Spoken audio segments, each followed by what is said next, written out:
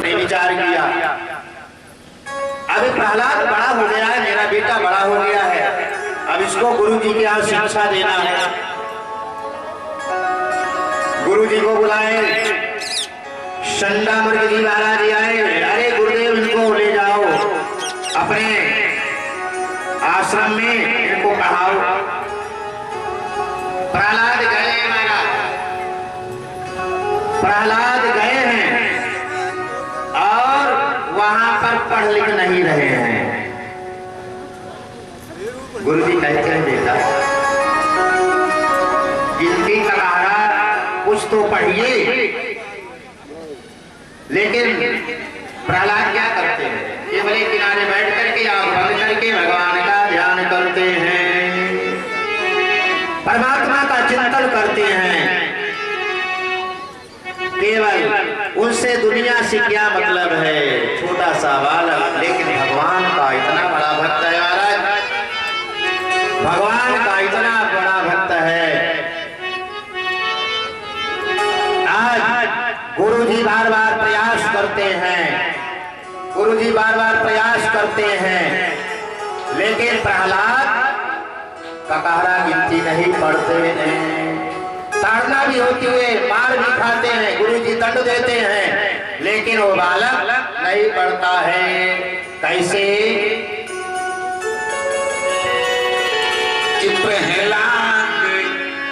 प्रहलाद के पहाड़ी जय हो,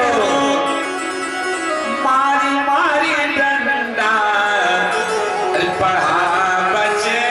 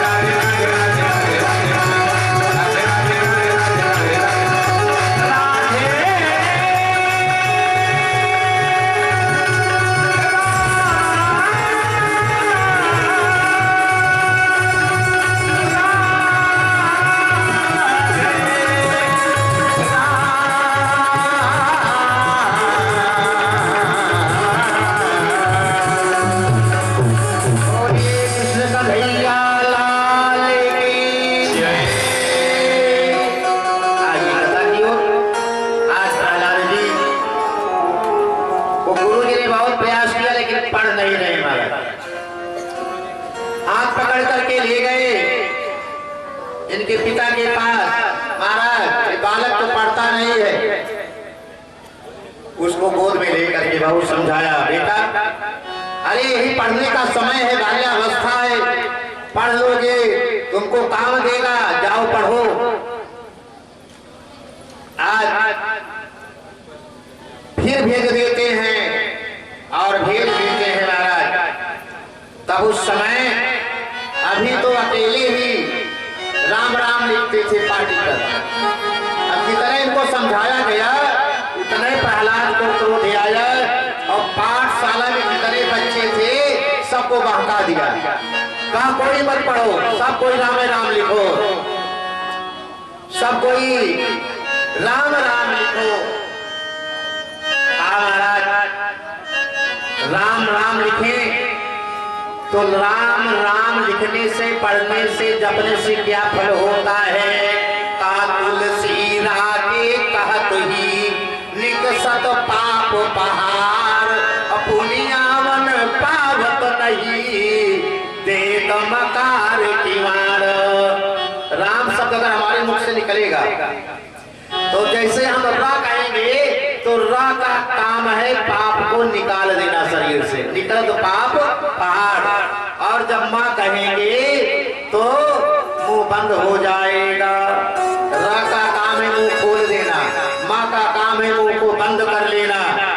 राम के नाम की यही महिमा है, इसलिए भगवान का नाम लिखो, राम रकार यकार मकार बंद हो राम नाम रघुबर को हेतु कृषानु भानु ही में कर को। बगदाद जी हमारा सारे बच्चे अपने पाठशाला में थे, पढ़ना लिखना बंद कर दिए हो, साथ राम राम लिखने लगे। गुरुजी आए देखे तो स्वयं बिगड़ रहा था, सारे बच्चों को बिगाड़ दिया। जबरदस्ती पकड़ करके ले गए, कहा है महाराज ये बालक हमारे बस की बात नहीं, इसको हम नहीं पढ़ा सकते हैं, जितने समझाते उतने उपद्रव करता है। कहा देखो केवल एक बार मौका दिया जा रहा है, दोबारा मौका नहीं दिया जाएगा, पाठशाला नहीं भेजाएगा, चलो एक बार और मौका देते हैं, जाओ। पाठशाला गया। जब मध्यावकाश दोपहर के समय तो प्रहलाद जी बैठ करके सभी बच्चों को इकट्ठा करके बच्चों को ज्ञान देते हैं। छोटा सा बालक बच्चों को पाठ पढ़ा रहे हैं। अरे तुम लोग क्या करोगे? यहाँ पर केवल भगवान का भजन कर लो, उसी से मेरा पार है। बच्चों ने कहा हे प्रहलाद इतने छोटे हो इतना ज्ञान तुमको कैसे मिल गया? प्रहलाद ने कहा भैया जिस समय हमारे पिताजी मंदराचल की पहाड़ी पर तपस्या करने गए थे, उस समय हमारे माँ जो कयाधु है, कयाधु को जो है ये जो देवता लोग हैं, देवता लोग इनकी चुटाई को पकड़ करके घसीटते हुए बाहर ले जा रहे थे मारने के लिए, क्योंकि हिरण्यकश्यपु ने स्वर्ग में अपना कब्जा कर लिया था, देवलोक को अपना लिया था, देवराज इंद्र के सिंहासन को अपना लिया था, सबको अपने बस में कर लिया था। तो जब हिरण्यकश्यप तपस्या के लिए गया तो देवताओं को मौका मिल गया, चलो चलते हैं। वहीं जाकर कयाधु के केस को पकड़ करके उसका वध करने जा रहे थे। उसी समय महाराज नारद जी का आगमन हो गया। नारद जी ने कहा अरे देवताओं अनर्थ कर रहे हो, जिस अबलादारी को मारने जा रहे हो इसके पेट में भगवान का भक्त पल रहा है।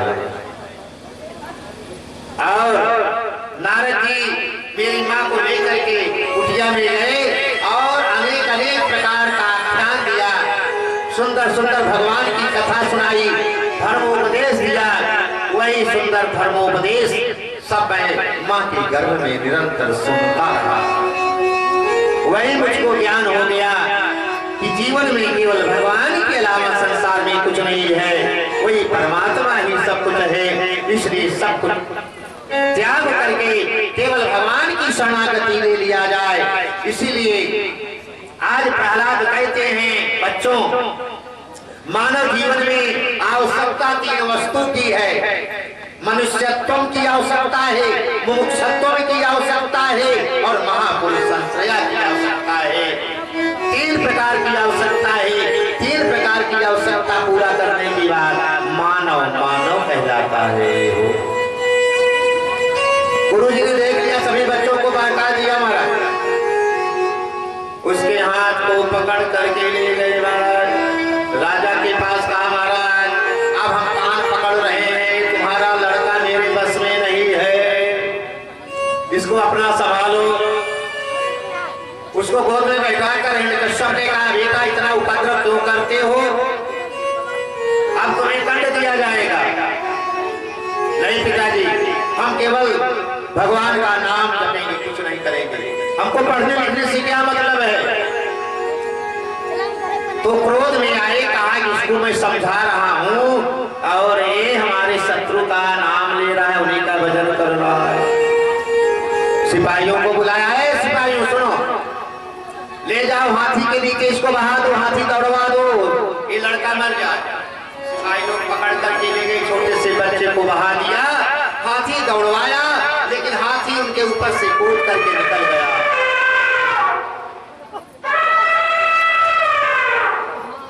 हाथी कूद करके निकल गया, वो बालक बच गया। ले आए हाथी, अरे ये बालक बच गया। हाँ महाराज बालक तो बच गया, मरा नहीं। ऐसा करो इसको ले जाओ, देखो सामने वाला जो पहाड़ दिख रहा है ना, इतना ऊंचा पहाड़ है, उसी पहाड़ पर ले जाओ, बैठा इसको चढ़ा करके उसी के ऊपर से धकेल देना। जब धकेल दोगे तो इसका हाथ पहली बात तो मर जाएगा, मान लीजिए नहीं मरा तो इतने ऊपर से गिरेगा तो इसका हाथ बैठ ही जाएगा। सिपाही लोग पकड़े, उनके हाथ पकड़ करके ले गए, ऊंचे पहाड़ के ऊपर चढ़ाए और पहाड़ पर चढ़ा करके जैसे धकेलने लगे वैसे प्रहलाद की आंख में आंसू गिरने लगा। हे प्रभु आप कहाँ हो, बचा लो, अब मैं मर जाऊंगा। प्रहलाद समय भगवान से कहते हैं नारायण अगर आज आपने हमको नहीं बचाया तो आज से आपका जो नाम दीन दयाल है, यह दीन दयाल नाम समाप्त हो जाएगा संसार से। भगवान का नाम दीन दयाल कब पड़ा जानते हैं? कहा कब पड़ा? कहा उस समय पड़ा। कहा किस समय? अरे का पग में पनहियो न रही जिनके, अरे पग में पनहियो न रही जिनके, तुम गजराज चढ़ावत हो, अब खाने को जिनको अन्न नहीं, तुम मोहन भोग लगावत हो, धनहीन को धनवान बनावत प्रभु, बलहीन को बलशाली बनावत है। अब इतना जो उपाय करे प्रभु जी, अरे तना जो उपाय करे प्रभु जी, तब दीन दयाल कहावत है। कहा तब दीन दयाल कहावत है। तो कहा प्रभु अगर आज आपने मेरी रक्षा नहीं किया तो आपका नाम जो दीन दयाल है आज संसार से समाप्त हो जाएगा। भगवान के कणकुहरों में जैसे शब्द पड़े न, भगवान को भागना पड़ा और भगवान चतुर्भुज रूप में आकर के खड़े हो गए, हाथ को फैला दिया। आज चारों भुजाओं को भगवान फैला करके खड़े हैं, ऊपर से राक्षस लोग प्रहलाद को गिरा रहे हैं। कहा जैसे नीचे धकेला तो क्या हुआ? कहा गिरते, अरे गिरते गिराया प्रहलाद को प्रमादियों ने, तो सेज सी बना ली कृपानाथ निज बाहों की, सेज सी बना ली नाथ निज बाहों की। आज हमारे भगवान ने चारों हाथ फैला ली, आओ बेटा चोट नहीं लगेगी, आज तो आनंद आएगा। आज जीव वह जीवात्मा धन्य है जो भगवान की गोदी में खेले हो।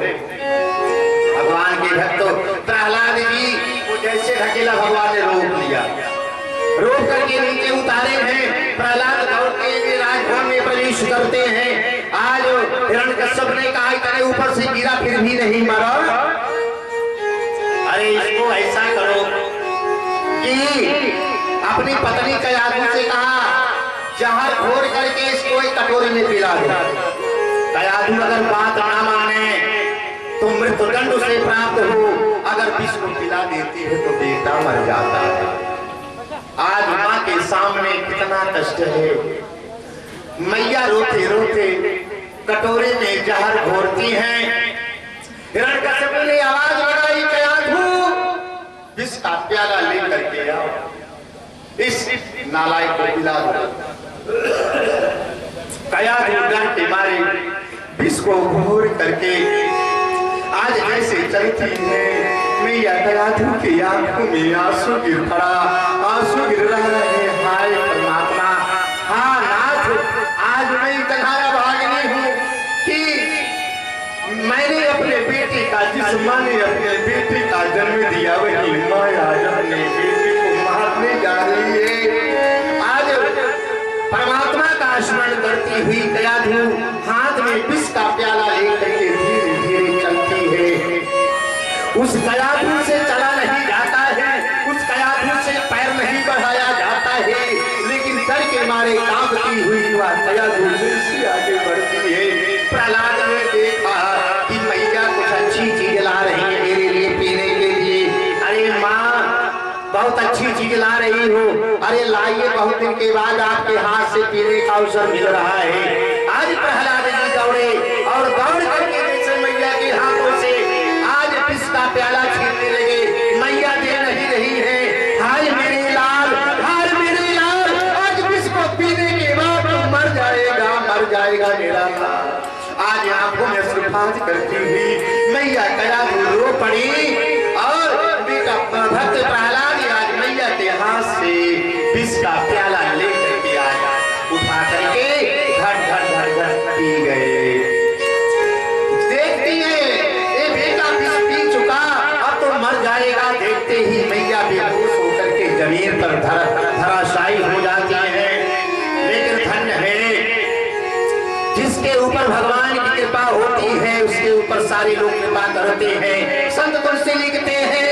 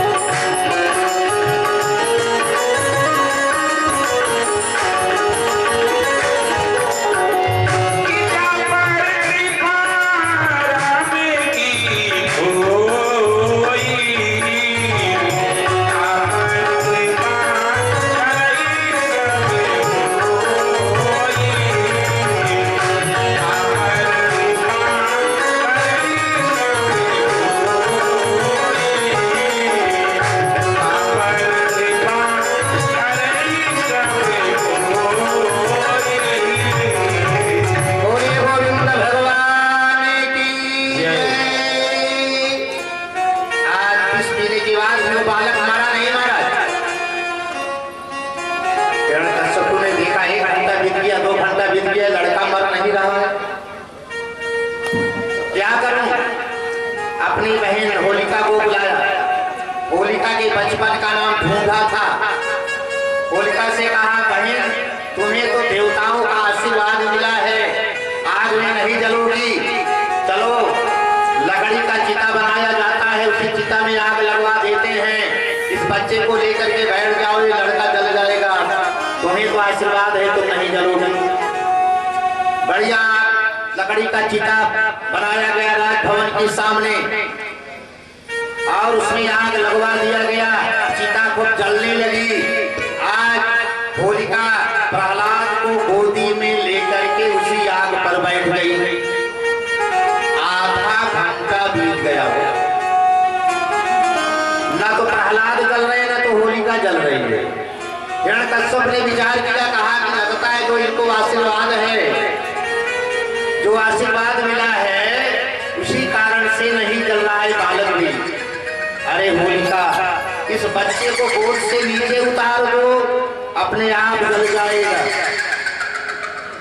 होलिका अपने गोदी से उतार करके जैसे नीचे उसी आग पर बालक को रखती हैं, वैसे होलिका के शरीर में आग लगी और होलिका जल करके भस्मीभूत हो गई, जल करके राख हो गई। और जब राख हो गई तो भक्तों ने प्रश्न किया, बाबा से पूछा, सुखदेव जी महाराज से, महाराज ये बताइए क्या देवताओं का जो आशीर्वाद था वो आशीर्वाद समाप्त हो गया? उधर एक तरफ लिखा है मृषा न होय देव ऋषि वाणी, देवताओं ऋषियों की वाणी महाराज रद्द भी नहीं होती है। उधर देवताओं का आशीर्वाद था कि आग में नहीं जलेगी, आज आग में जल क्यों गई महाराज? क्या देवताओं का आशीर्वाद निष्फल हो गया? तो कहा नहीं, देवताओं का आशीर्वाद निष्फल नहीं हुआ महाराज, क्योंकि जो आशीर्वाद दिया था भौतिक अग्नि का आशीर्वाद था। जो आग हम लोग घर में जलाते हैं, इस आग का आशीर्वाद था कि इस आग में होलिका नहीं जलेगी। महाराज क्या अग्नि भी कई प्रकार की होती है क्या? कहा महाराज, अग्नि भी कई प्रकार की होती है। एक भौतिक अग्नि है जिसका हम लोग उपयोग करते हैं, एक अग्नि है जिसका नाम जठराग्नि है, एक अग्नि है जिसका नाम दावाग्नि है, एक अग्नि है जिसका नाम पड़वाग्नि है। जठराग्नि हर व्यक्ति के शरीर में पाई जाती है। जठराग्नि नामक अग्नि न हो तो भोजन न पचे। तो ये जो मानव के शरीर में अग्नि रहती है, इस अग्नि का नाम जठराग्नि है। और जो समुद्र में अग्नि पाई जाती है, उस अग्नि का नाम पड़वाग्नि है। और जो जंगल में अग्नि पाई जाती है, उसका नाम दावाग्नि है। एक मिनट के लिए लंका ले चलेंगे आप लोगों को, केवल अग्नि की व्याख्या करने के लिए। जिस समय हनुमान जी महाराज ने सुना कि रावण इतना कष्ट दे रहा है सीता मैया को, उस समय हनुमान जी महाराज नीचे उतरे और मैया सीता से कहा, हे सीता, रावण तुम्हें कष्ट दे रहा है और संसार वाले आपसे याचना करते हैं, और हे मैया आप इस अशोक पेड़ से हाथ जोड़ रही हो कि सुनहु विनय मम पीठा पर अशोका, असत्य नाम करु अरु मम शोका। संसार वाले आपकी स्तुति करते हैं, प्रार्थना करते हैं, और हे मैया आप इस पेड़ से हाथ जोड़ रही हो, यह बात सहन नहीं होता है। क्योंकि मैया ने कहा, हे अशोक वृक्ष, तुम एक आग का अंगारा अगर गिरा देते तो उसी आग के अंगारे में गिर करके मैं शरीर का परित्याग कर लेती। वही हनुमान जी कहते हैं, मैया तुम एक आगी के लिए परेशान हो रो रही थी न, हे माँ आपकी आज्ञा हो जाती न तो मैं क्या करता। सीता मैया ने कहा, क्या करोगे हनुमान? कहे मैया आपन जठर अग्नि और सागर के परवग्नि, अपनी के दवाग्नि आगी आगी माँ मिलाई दे गई। अवे रव से आगी लागी, ओ रव से आगी लागी, कहे रव से आगी लागी, ओ रव से आगी लागी, आगी बन राजिया में आगिया मिलाई दे गई। अब कहाँ ही पवन के पूत जौन बनिए तनु से,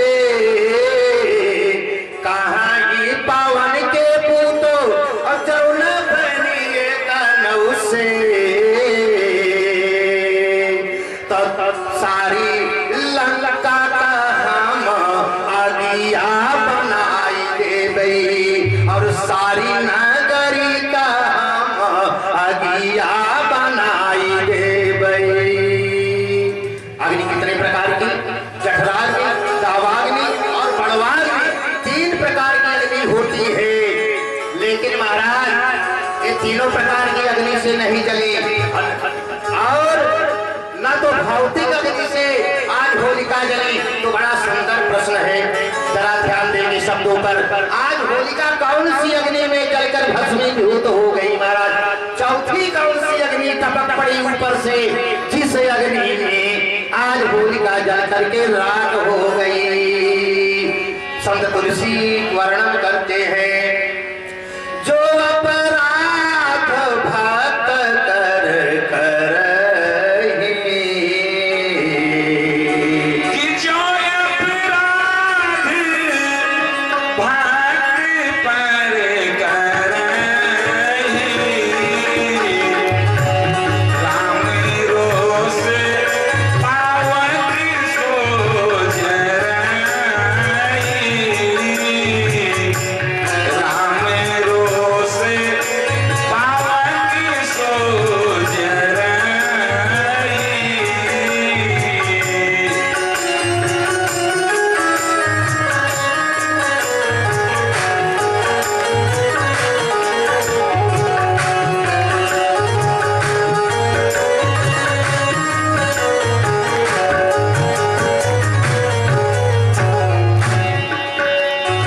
जला दिया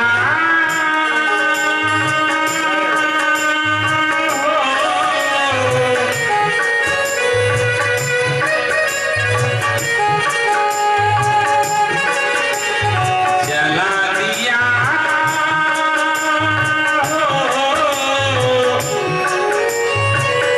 अग्नि होलिका, पापी हिरण्याकश्यप कुछ बिगाड़ न पाया, अपनी बहन के प्राण उसने गंवाया। पापी हिरण्याकश्यप कुछ बिगाड़ न पाया, अपनी बहन के प्राण उसने गंवाया।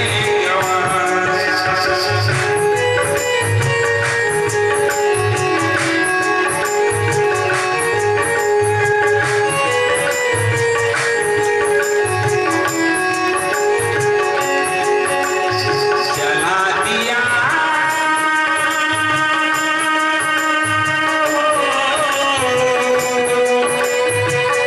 पापी होलिका, पापी हिरण्याकश्यप कुछ बिगाड़ न पाया, अपनी बहन के प्राण उसने गंवाया। पापी हिरण्याकश्यप कुछ बिगाड़ न पाया, अपनी बहन के प्राण उसने गंवाया। अपनी बहन के प्राण उसने गंवाया। अपनी बहन के प्राण उसने गंवाया। बोलिए गोविंद भगवान की जय। जो अपराध भक्त कर करई और राम रोष पावक सो जरई। राम रोष कौन सी अग्नि में होलिका जली? काओ तो राम रोष पावक सो जरई। भगवान के क्रोध रूपी अग्नि से जल गई हो और जल करके भस्मीभूत हो गए। हिरण्यकश्यप ने देखा ये तो उल्टा हो गया, पकड़ करके ले आए प्रहलाद को, कहा ऐसा करो इसको ले जाओ कमरे के अंदर बंद कर दो। उधर देखो उत्तर की दिशा में जो राजभवन है उसमें 7 कमरे के अंदर जो कमरा है वहां पर ले जाकर के बंद कर दो और ताला बंद कर लो। कुछ दिन पड़ा रहा है, इसको ना अन्न मिले ना जल मिले ना वायु मिले, अपने आप मर जाएगा। जब सबसे उब गए तो हिरण्यकश्यप ने प्रहलाद को पकड़ करके उसी में 7 कमरे के अंदर कमरे में बंद करवा दिया। और जब बंद करवा दिया महाराज तब उनको कोई दिक्कत नहीं है, बैठ करके केवल भगवान का स्मरण सांसों में ले रहे हैं। रात के 12 बजे भगवान ने लक्ष्मी से कहा, लक्ष्मी संसार में सबको भोजन मिल गया कि कुछ लोग बाकी हैं? अब लक्ष्मी मैया की आंखों से आंसू गिरने लगा। भगवान ने कहा, क्या हो गया? लक्ष्मी, हे प्रभु, संसार में सबको भोजन मिल गया, लेकिन आपका भक्त प्रहलाद या 7 कमरे के अंदर बंद पड़ा है, ताला के अंदर। उसको सुबह से लेकर के रात्रि 12 बज गए हैं। हे मेरे नारायण, अन्न जल वायु से भेंट नहीं हो रही है। भगवान ने कहा, लक्ष्मी 56 प्रकार का पकवान बना करके तुम अपने हाथ से ले जाओ, मेरे भक्त को खिलाओ। लक्ष्मी ही बढ़िया 56 प्रकार का पकवान बना करके एक हाथ में जल एक हाथ में भोजन आती है और उसी कमरे में प्रकट हो गई। ए बेटा, कीर्तन बंद करो, लो भोजन कर लो। प्रहलाद ने देखा सामने लक्ष्मी मैया खड़ी हैं, उनके चरणों पर गिर पड़ी, मैया धन्य है। प्रहलाद जी वो अपने हाथ से मैया खिला रही है, बड़ा आनंद आ रहा है। पिलाकर पानी पिलाकर लक्ष्मी जी चली गई। इसी प्रकार से रात्रि में प्रतिदिन लक्ष्मी आती है, खिलाकर चली जाती है। 11 दिन बीत गया है। हिरण्यकश्यप ने कहा, 11 दिन बीत गया तो मर गया होगा, अब उसको ले जाओ नदी में बहा दो। उसके शव को सिपाही लोग आए, ताला खोले तो ताड़ी बजा करके उस संकीर्तन कर रहा था। आए सिपाही लोग उसके हाथ को पकड़ करके ले गए। महाराज, 11 दिन हो गया, इसकी तो सेहत बढ़िया बन गई। जो पहले कमजोर था, देखो पहचान में नहीं आ रहा है। अरे महाराज, 11 दिन तक हलवा रबड़ी मलाई माल पूरा कलाकंद 56 प्रकार का भोग मैया के हाथ से जो खाएगा वो पहचान में आएगा क्या? देखे कहा तो कोई कलई नहीं लगेगी, मरेगा नहीं, लगता है बालक। हिरण्यकश्यप को क्रोध आ गया। हिरण्यकश्यप ने कहा, बेटा तुम जो राम राम जपते हो, तेरा परमात्मा कहाँ है बताओ। प्रहलाद ने कहा, पिताजी हमारे प्रभु सब जगह है, हर व्यापक सर्वत्र समाना प्रेम के प्रकट हो नहीं जाना। हमारे प्रभु सब जगह हैं, जहां भी पुकारिए परमात्मा का प्राकट्य हो जाता है। हिरण्यकश्यप ने कहा, शायद लोहे का खंभा जो है, क्या इस खंभे में तेरा प्रभु है? हाँ पिताजी, इस लोहे के खंभे में हमारे प्रभु हैं। तो कहा, सावधान हो जाओ, तलवार उठा लिया, अपने भगवान को बुलाओ, अब हमारी तलवार तेरे गर्दन पर पड़ने जा रही है। जैसे महाराज हिरण्यकश्यप ने दाहिने हाथ से तलवार उठाई, इतने में महाराज नृसिंह भगवान उसी खंभे को फाड़ करके आज प्रकट हो गए। और नृसिंह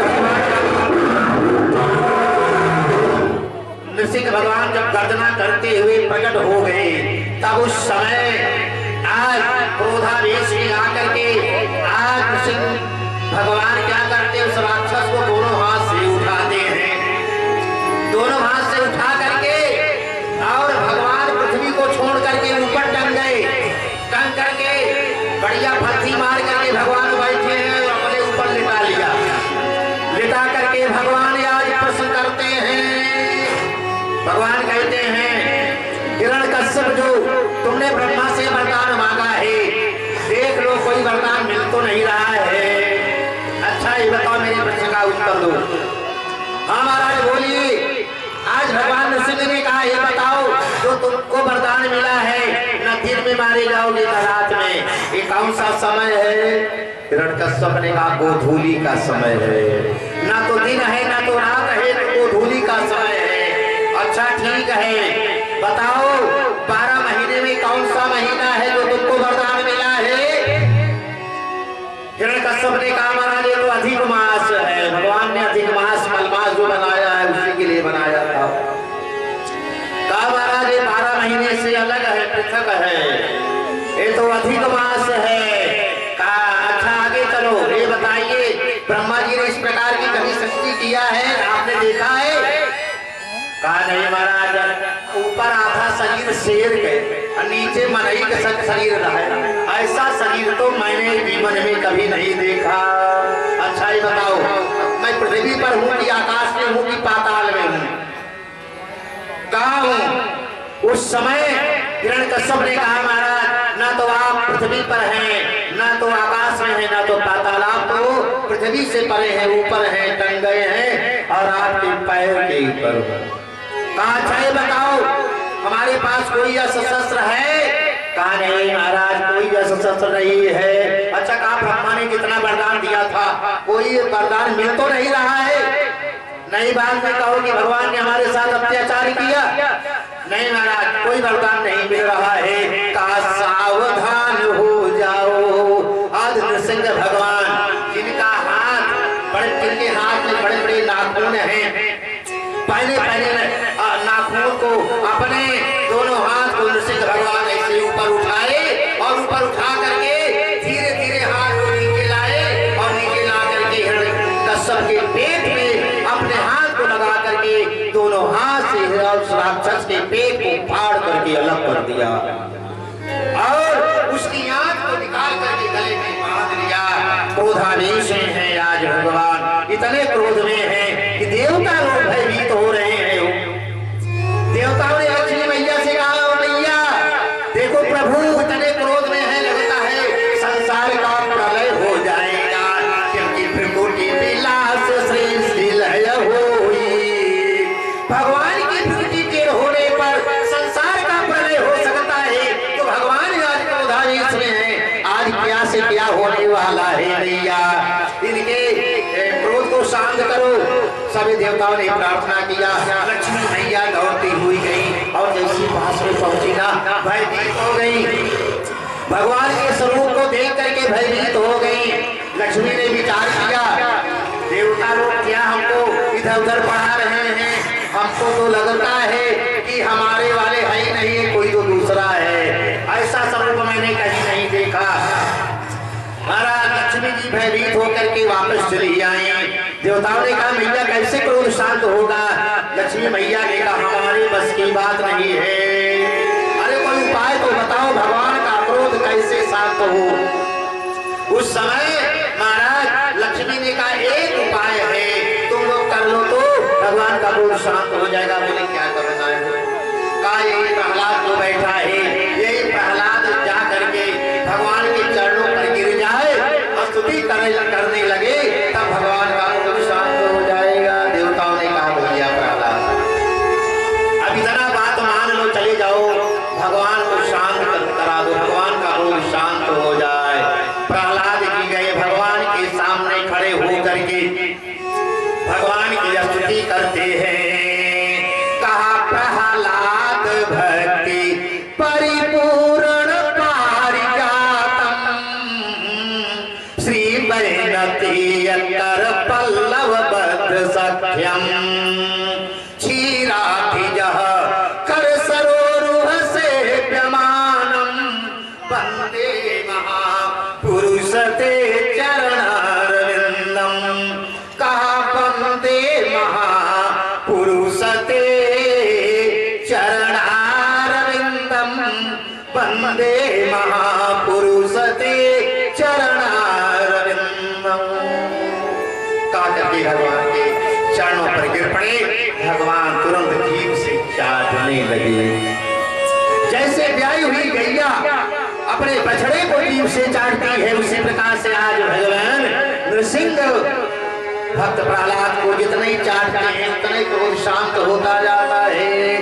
कुछ क्षणों में भगवान का क्रोध शांत हो गया और भगवान जब प्रसन्न हो गई तो भगवान ने कहा बेटा तुमको बहुत कष्ट मिला ना हमारे कारण, पहाड़ से गिराए गए, समुद्र में बहाए गए, नदी में बहाए गए, अग्नि में जलाए गए, हाथी के नीचे गिराए गए और विष पिलाया गया।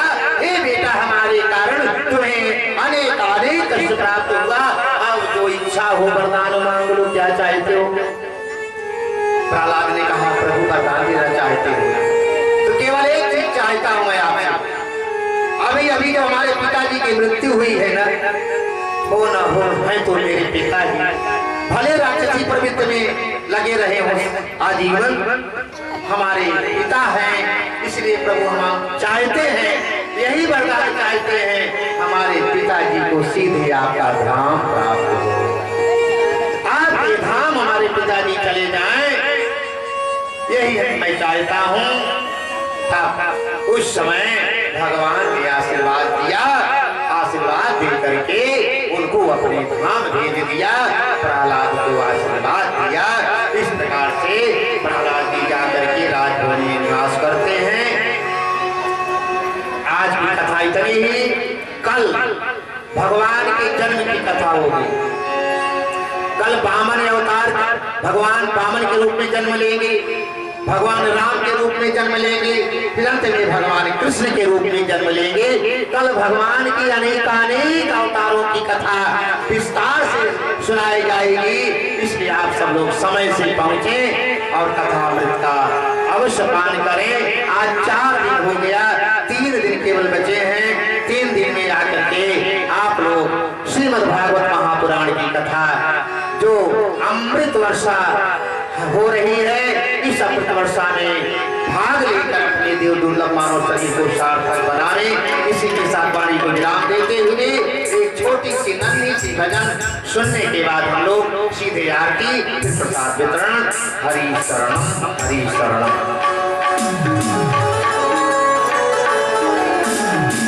अरे आधे में सिंह और इंसान आधा, जय हो। कि आधे में सिंह और इंसान आधा, कि प्रगटे हैं खंभे से भगवान आधा, भगवान आधा।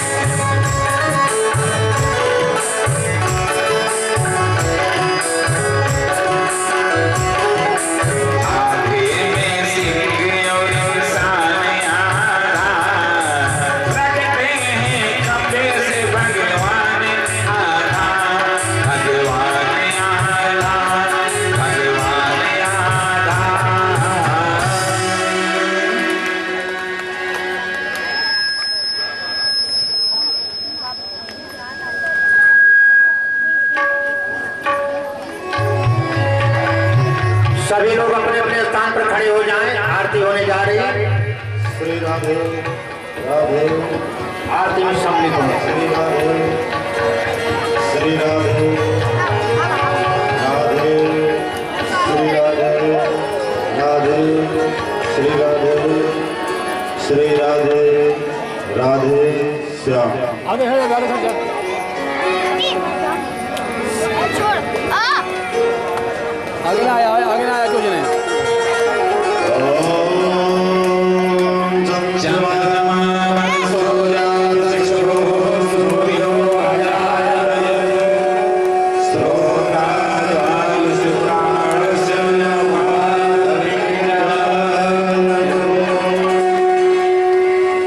श्री भागवत भगवान की है आरती पापियों को पाप से है तारती श्री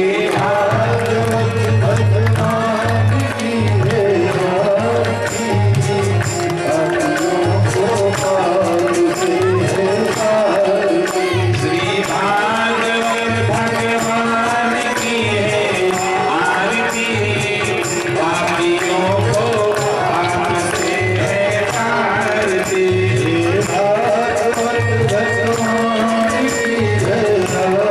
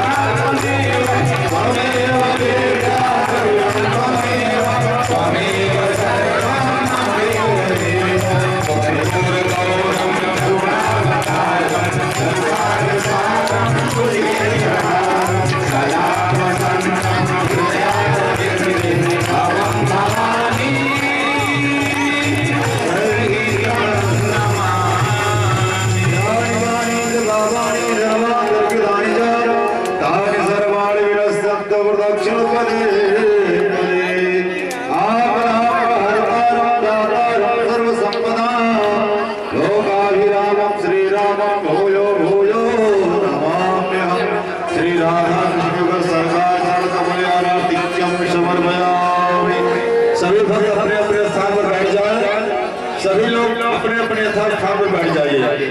आपके पास आरती और प्रसाद जा रहा है, सब लोग आरती प्रसाद लेंगे, तब तक भजन का आनंद लेंगे, मंत्र पुष्पांजलि लेंगे। ओम